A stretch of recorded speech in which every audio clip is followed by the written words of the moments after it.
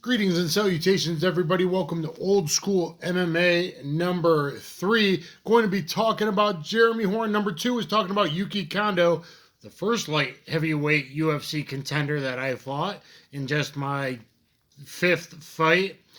Yuki Kondo fought in the UFC, beat Alexander Cafe Dantes right after I fought him, and then fought Theodore Ortiz for the light heavyweight strap. Now we're going to be talking about Jeremy Horn. Jeremy Horn, 92 22 and 5 record. He recently just came back to 2 boxing matches and 1 MMA fight after a 5-year or 6-7 year hiatus. And the time I fought him, he was already 50 wins, 11 losses, and 4 draws. And it was my 6th fight. He had already fought great guys, tons of guys. He already took Frank Shamrock 16 and a half minutes in. Then he went long time full distance with Nogueira. Then he went overtime full distance with Randy Couture.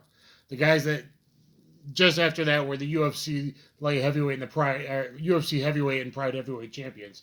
He had already choked out Chuck Liddell. Choked him out arm triangle style from guard from the side, which is very, very rare. I think it's happened 3 times now in the UFC. So what was it like to fight Jeremy Horn, one of the most experienced, if not the most experienced fighter at the time?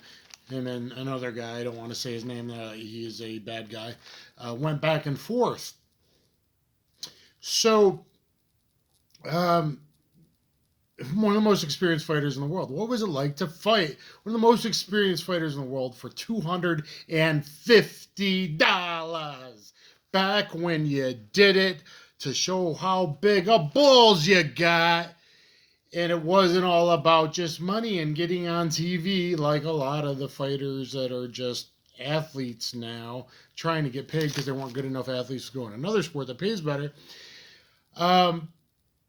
Versus the guys that were true fighters back in the day. Back when it was no holds barred NHB fighting. So things have changed quite a bit. But Jeremy Horn, one of the most experienced fighters in the world. I was already very familiar with him because I used to produce a newsletter, NHB style newsletter I sent to SCG back when they owned the UFC Semaphore Entertainment Group. And I even put Jeremy Horn in my up and coming. And then Extreme Challenge 15, I sat cage side with John Peretti, UFC matchmaker. And Horn, I said, Horn and Hernandez are going to win their first fights. Noe Hernandez by KO first round, who I had trained with, by the way. And Jeremy Horn will win by submission. And then in the finals, Jeremy will totally outposition, will get a decision against Noe. And that's exactly what happened. And I turn to Peretti and I say, John, you just use both guys. Put Noe against the striker, which you did. Chuck Liddell, no one can find that fight.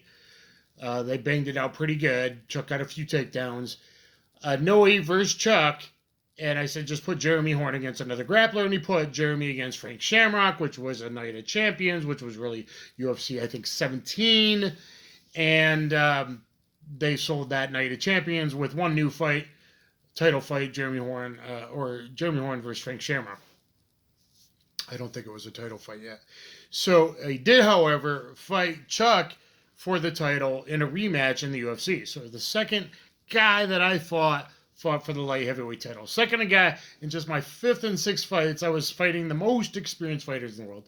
Actually, the other guy who beat me was one of the most experienced fighters in the world. When I fought them, or now, no matter how you figure it out, if you go on the top 10, I think they're like 1 through 6. Those 3 are, I believe, are in like position 1 through 6, the most experienced fighters in the world in MMA. So anyway, fighting him was interesting. So I go to a main event.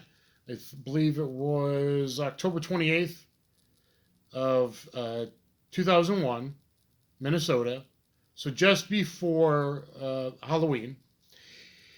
And, I come out howling and all ready to go. I didn't have a corner man. Guy who cornered me was decent. He just offered, and that was awesome. I don't remember his name.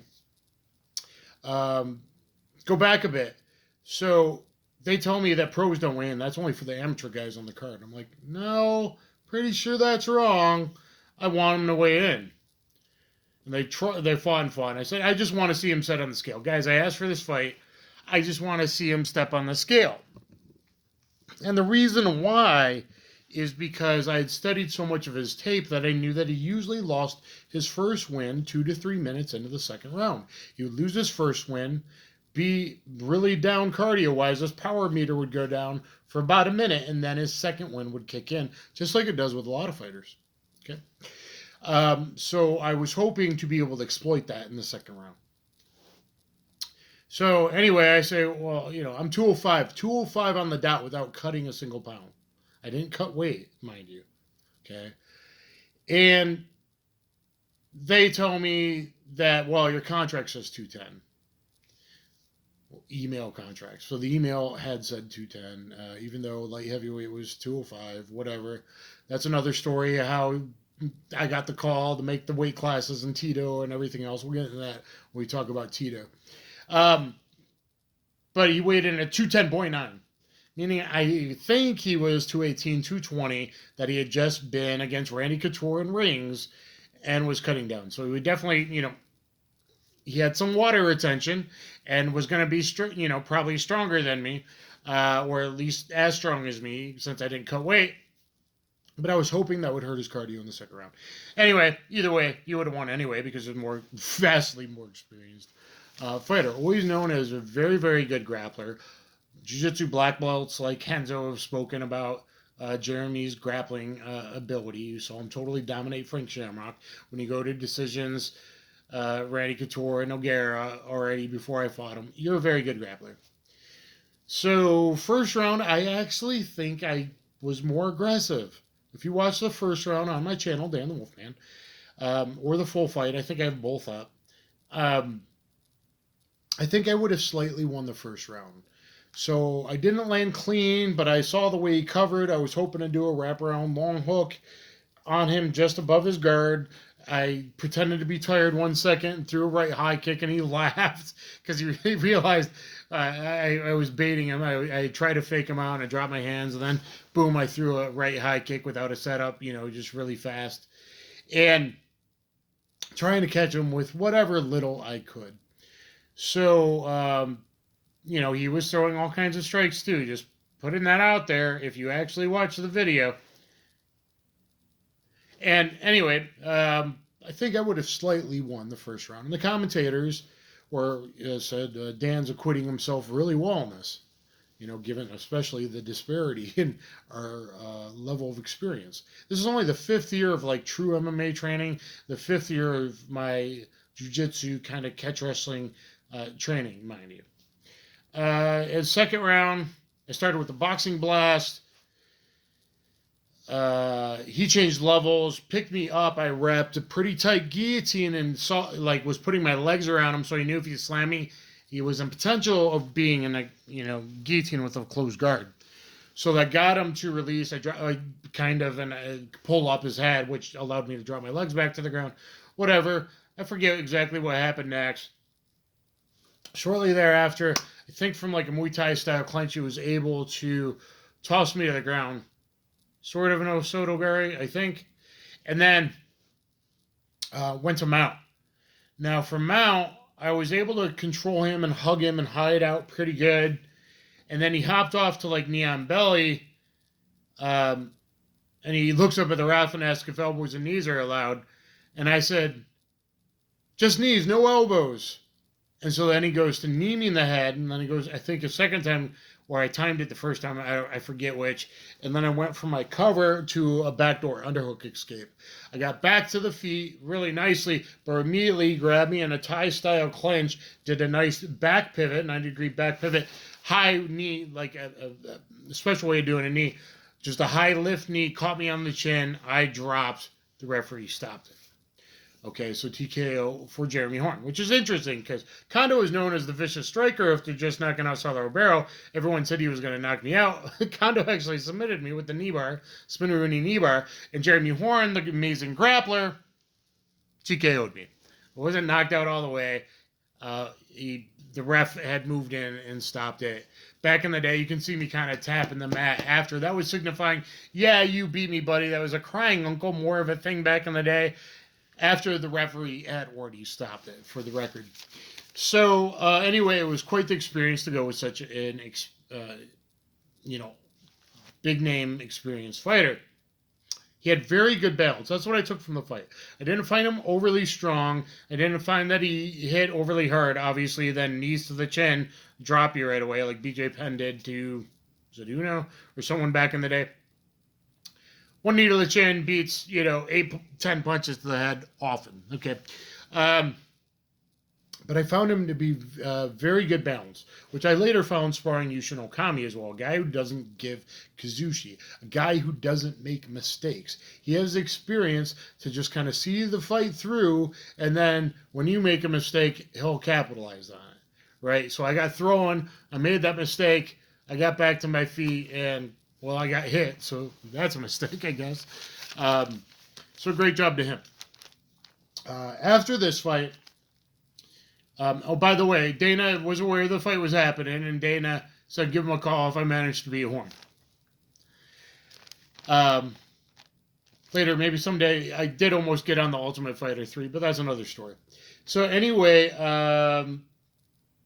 he went on to fight just everybody. And in fact, his record, as I said, was 50-11-4 when we fought. 92-22-5 is what Tapology is showing now. But I'm pretty sure, and he's alluded to it, that he probably had some fights in warehouses back in the day when things really weren't regulated or underground or sort of illegal. That he probably had some fights on a mat in a place before. So it's interesting, all the guys that he fought. And later at UFC 41 I went to with 40 with Tito and 41 with Tank, and we'll get into that later. In 43 again,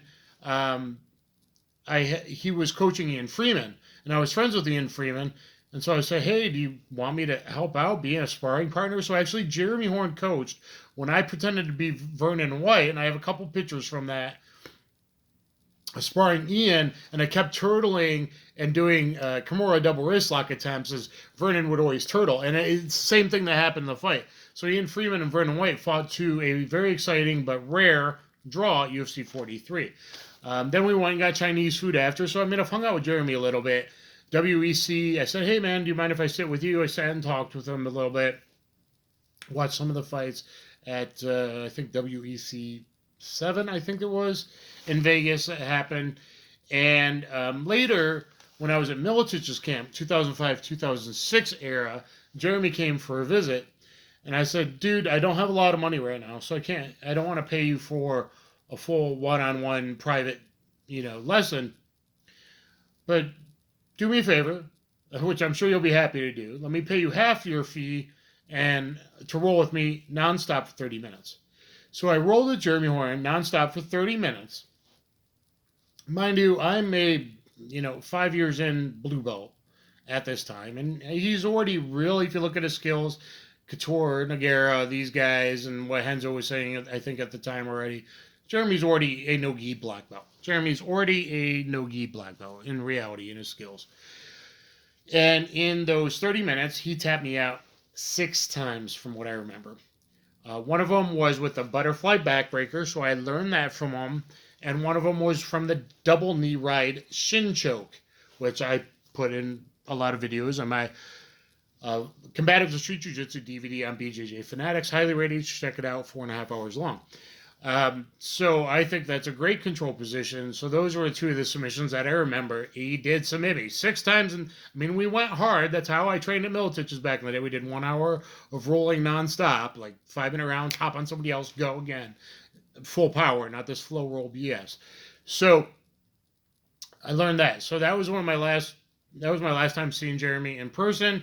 We've since talked on Facebook a couple times. He's become a really good shooter, USPSA, maybe some IDPA, I think mostly USPSA. He's become a very good pistol shooter. He's fast.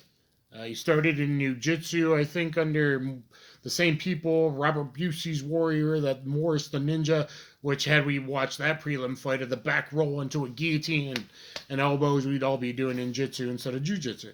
So anyway, guys, hopefully you enjoyed old school MMA number 3. Number 4 will probably be on Tito. And then Rampage, I mean, I got a bunch. I've trained with everybody over 20 years around the world. I hope you're enjoying this. Thumb up, share, subscribe. Let me know down below in the comments.